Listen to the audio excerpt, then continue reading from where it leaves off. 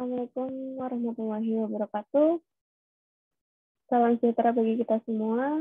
Kali ini kita akan membahas mengenai kebutuhan tindakan pada ibu hamil ya.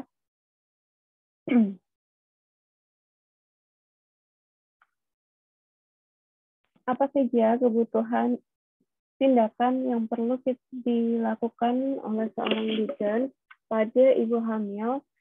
Yang pertama itu adalah ANC atau antenatal care. Apa itu antenatal care?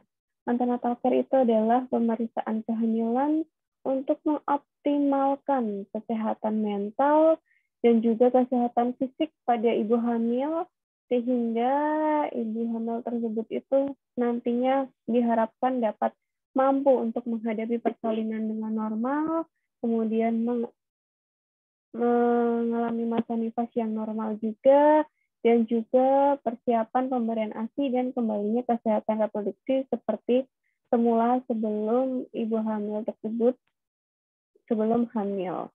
Jadi antenatal care itu adalah serangkaian pemeriksaan ya yang dilakukan pada saat ibu itu hamil sehingga dapat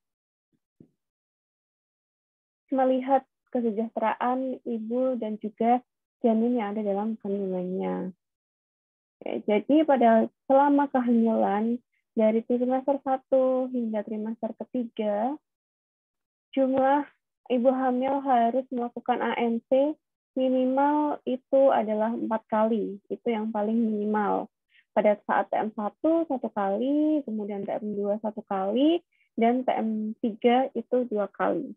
Nah, untuk kunjungan ulangnya itu dilakukan setiap 4 minggu sampai umur kehamilan 28 minggu. Jadi di bawah selama trimester ke-1 sampai umur kehamilan sampai trimester kedua yang untuk umur kehamilan 28 minggu itu ibu hamil dianjurkan untuk melakukan ANC setiap 4 minggu sekali. Kemudian setelah umur kehamilan ibu itu 36 minggu, dilakukan tiap 2 minggu sekali. Dan setelah lebih dari 36 minggu, maka ANC-nya dilakukan setiap minggu. Karena 37 minggu itu sudah aterem, sehingga sudah saatnya untuk bisa melahirkan. Jadi harus dipantau setiap minggu sampai persalinan, sampai adanya kontraksi uterus. Nah, apa saja yang nantinya dilakukan pada saat ANC? Ibu itu dilakukan tindakan untuk timbang berat badan. Kemudian dipantau juga untuk ukuran lingkar lengan atas atau lila. Kemudian mengukur tekanan darah, mengukur tinggi fundus uterus. Nah, yang keempat ini tinggi fundus uterus, kalau ini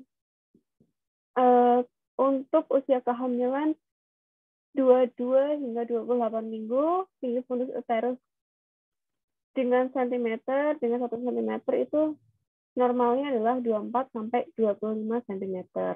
Kalau usia kehamilan 28 minggu, maka tinggi fundus uterus atau TFU itu 26,7 cm. Untuk 30 minggu, 29,5 sampai 30 cm. Ini 30 minggu sampai 32 minggu ya. Kemudian untuk 34 minggu itu 31 cm, 36 minggu 32 cm, 38 minggu 33 cm, dan 40 minggu itu adalah 37,7 cm. Ini adalah tinggi fundus uterus dalam sentimeter. Nah, kalau dilakukan dengan cara melihat palpasi, bisa dilihat apabila umur kehamilan 12 minggu, maka setinggi semfisis. Atau belum terlalu terlihat ya, di sini belum terlalu bisa dirasakan. Kemudian akan terus bertambah setiap 2 minggu, itu kira-kira selebar 2 lebar jari atau 2 ruas jari ya. Jadi dari 12 minggu kemudian ke 14 minggu nanti akan bertambah setinggi 2 cm. Dari 14 sampai 16 bertambah 2 cm lagi hingga umur 20 minggu. Ini setinggi dengan pusat, dengan umbilikus ya. Di tengah-tengah pusar. Di sini itu kalau di tengah pusar itu adalah 20 minggu. Kemudian pertumbuhan setiap 2 minggu itu kira-kira 1 lebar jari. Kalau berarti ini dari 20 sampai 24 berarti 2 lebar jari.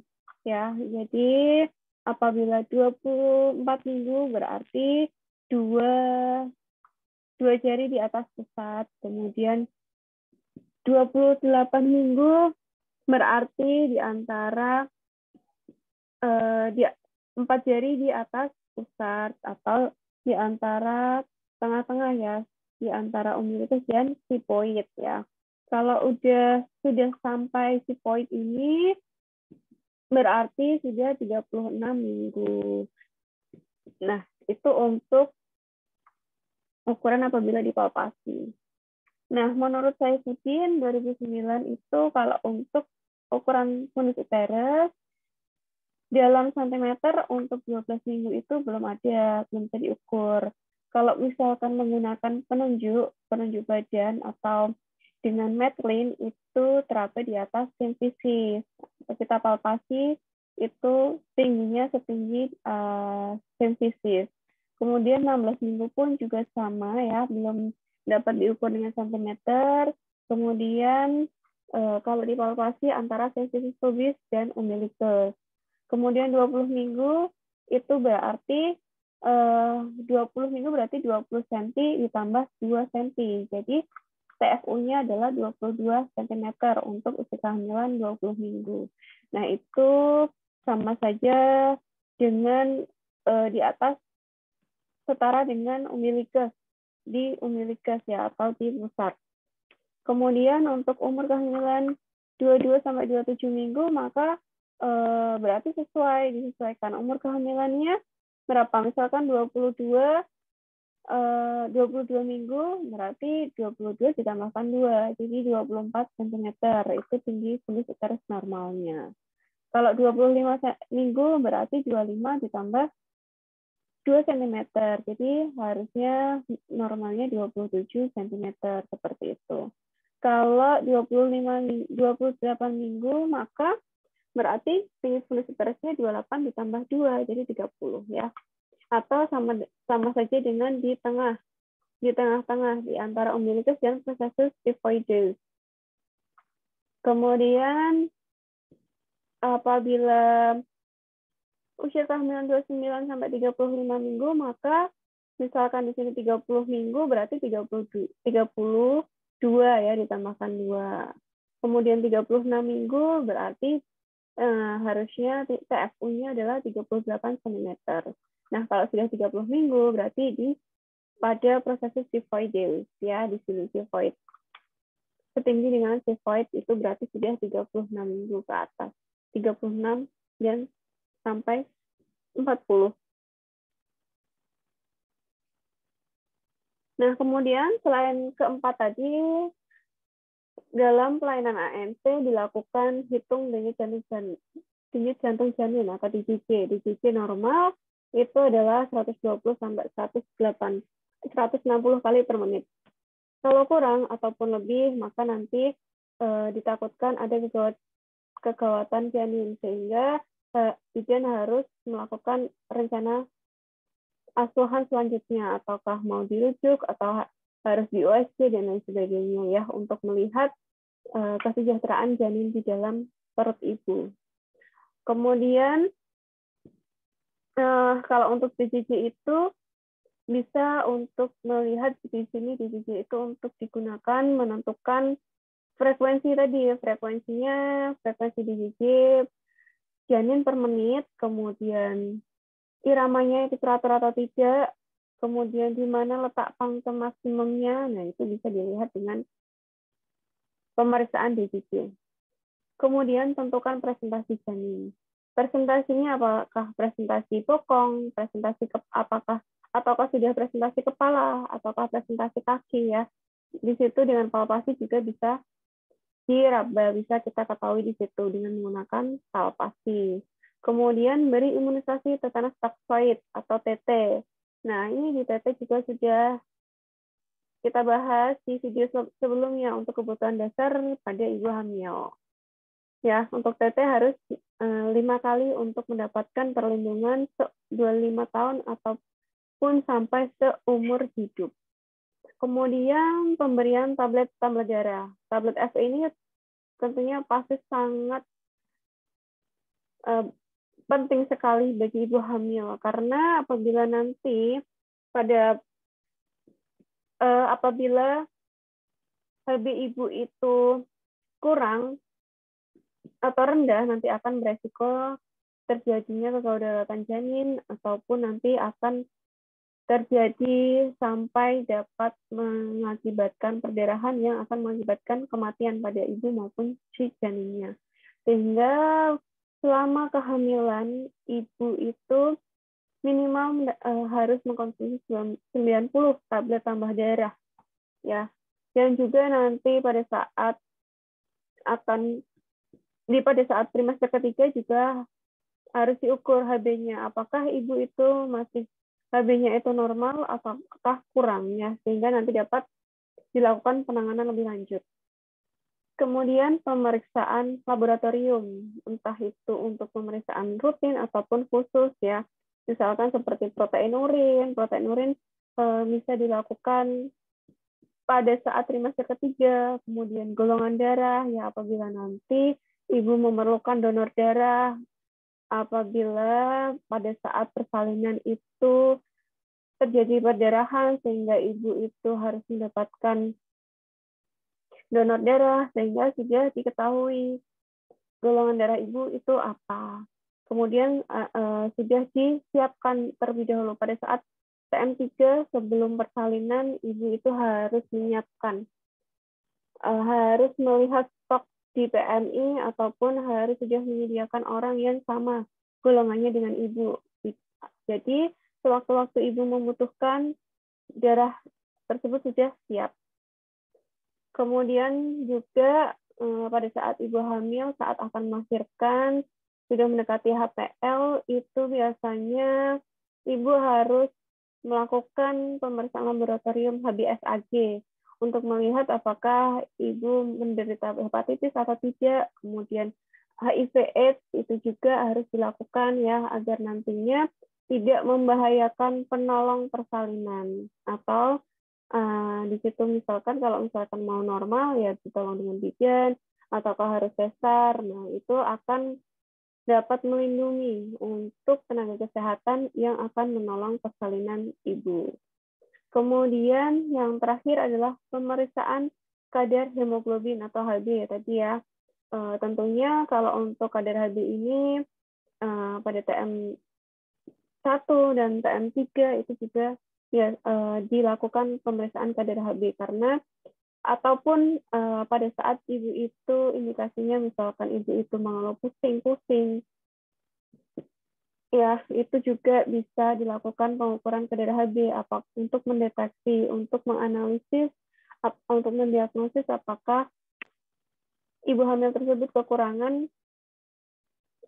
hemoglobin atau tidak.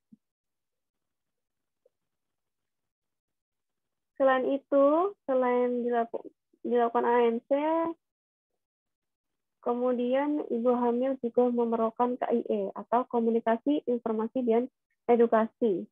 Ya, KIE itu apa? KIE itu adalah tata laksana atau penanganan kasus KIE efektif pada data tingkat pengetahuan yang masih kurang, juga dapat diatasi dengan memberikan penjelasan, memberikan penyuluhan, memberikan konseling terhadap permasalahan-permasalahan yang belum diketahui, ya. Jangan sampai misalkan ibu diberikan penyuluhan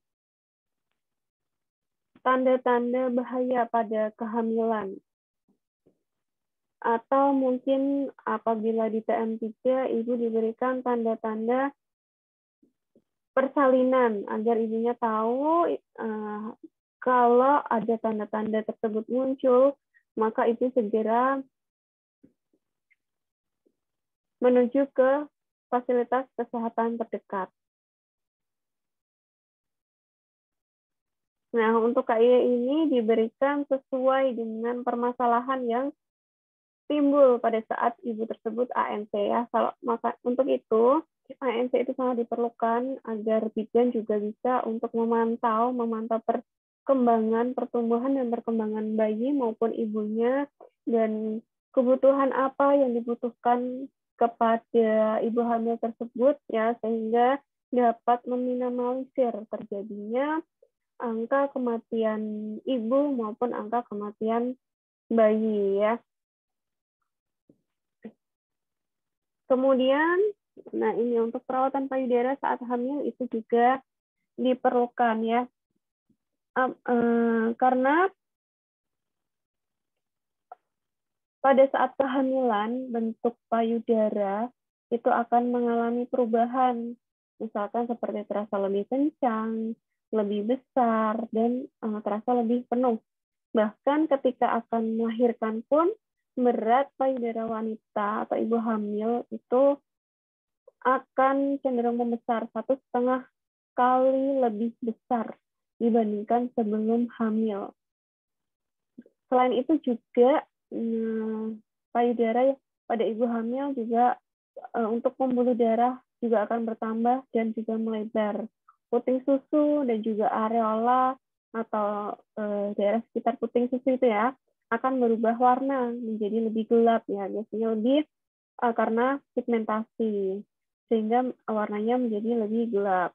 Kemudian di daerah areola itu pada masa-masa ibu hamil menjelang melahirkan itu akan muncul bintik-bintik putih yang mengandung kelenjar-kelenjar yang nantinya akan memproduksi minyak yang fungsinya untuk melindungi puting susu saat menyusui ya, sehingga nanti karena lidah bayi itu kasar ya kalau misalkan menyusui, kalau fungsinya ini apa bintik-bintik putihnya itu akan memproduksi minyak sehingga saat menyusui ibu putihnya tidak lecet.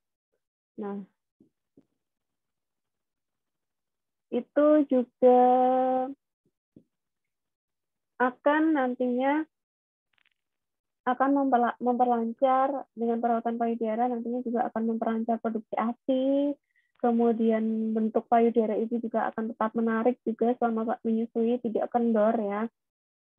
Nah, pengertian perawatan payudara dalam kehamilan itu sendiri itu adalah merawat sedini mungkin payudara ibu pada saat kehamilan untuk mempersiapkan payudara sebagai penghasil ASI, sebagai produksi ASI, serta kebersihannya juga harus terjaga, dan juga bagaimana teknik perawatannya itu nanti ada di perawatan payudara. Tujuannya untuk apa? Untuk memelihara kebersihan payudara, agar payudara ini tetap bersih, di sekitar areola pun juga akan tetap bersih. Kemudian akan melanturkan dan menguatkan puting ibu. Jadi nanti tidak sakit saat menyusui ya kalau lentur, dan juga kuat putingnya. Kemudian mengatasi puting susu datar atau masuk. Nah, kalau ada indikasi pada saat kehamilan puting susu ibu itu datar atau masuk, nah itu sebagai bidan kita harus memberikan konseling ataupun tindakan, ataupun kita harus mengajarkan untuk breast care pada saat kehamilan, dan nantinya diharapkan ibu juga diajarin untuk melakukan perawatan payudara itu sendiri di rumah agar bisa dilakukan setiap hari pada saat ibu itu mandi, bisa dilakukan perawatan payudara atau breast care ini ya. Kemudian dapat juga untuk memperlancar produksi ASI.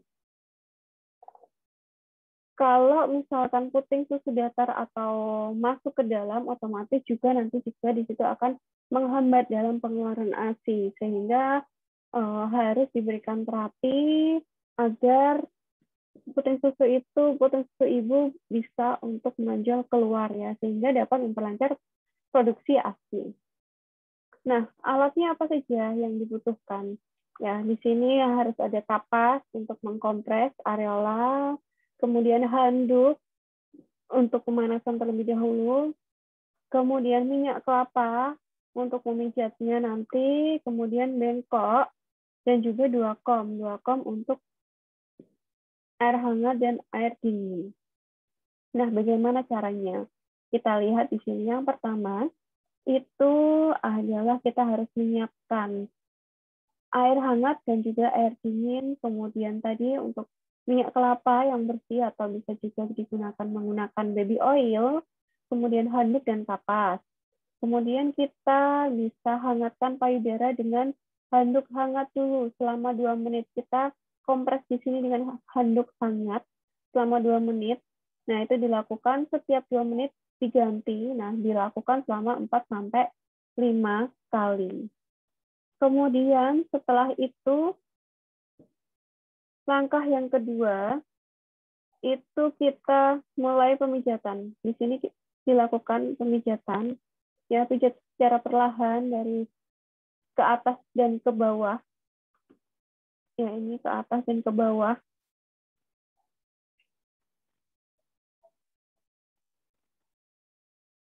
Dari pangkal payudara, kemudian sampai ke areola, sampai ke puting yang atas ini.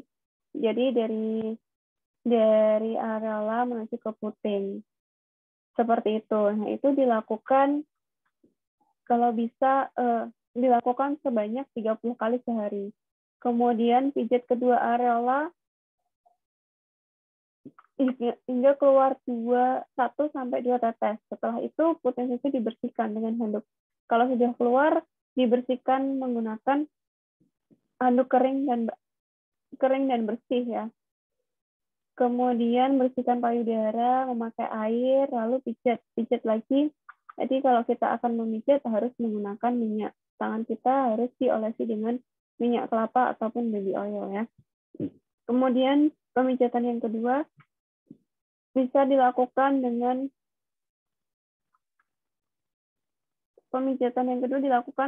mengurut sekeliling payudara, diurut melingkar mengikuti bundaran payudara atau searah jarum jam ya. Kemudian nanti berbalik arah berlawanan jarum jam itu dilakukan 5-6 kali untuk setiap payudara kanan, payudara kiri ya. Tadi juga 30 payudara kanan, 30 payudara kiri.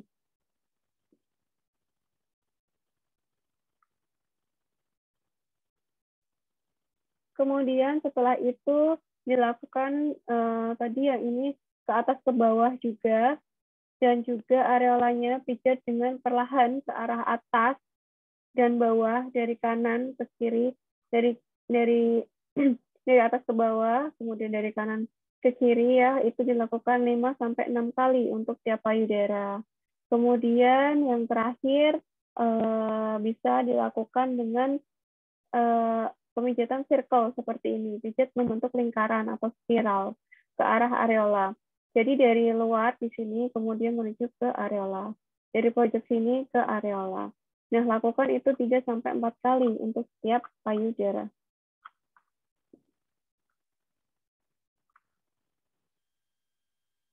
Nah, itu adalah langkah-langkah dalam pemijatan payudara. Nah, untuk untuk langkah pertama untuk pemanasan ini bisa dengan dengan menggunakan handuk hangat ya, tapi juga bisa biasanya ada yang mengkompres langsung di daerah areolanya. Di area areolanya itu dikompres dengan menggunakan kapas yang diberikan minyak kelapa atau zaitun. Tujuannya untuk merontokkan kotoran atau kerak ya yang menempel pada puting susu. Kalau membersihkan puting susu jangan menggunakan alkohol ya, karena dapat menyebabkan puting susu itu menjadi lecet. Jadi cukup dikompres dengan baby oil atau minyak di daerah areola ya. Nah, untuk perawatan payudara ini sebaiknya jangan dilakukan pada saat awal kehamilan. Jadi lakukanlah untuk perawatan payudara ini sejak hamil 3 bulan ya. Apalagi apabila puting susunya itu datar atau masuk ke dalam payudara. Jadi sejak umur kehamilan 3 bulan, itu ibu bisa melakukan perawatan payudara ini agar payudara puting susu ibu bisa menonjol keluar ya.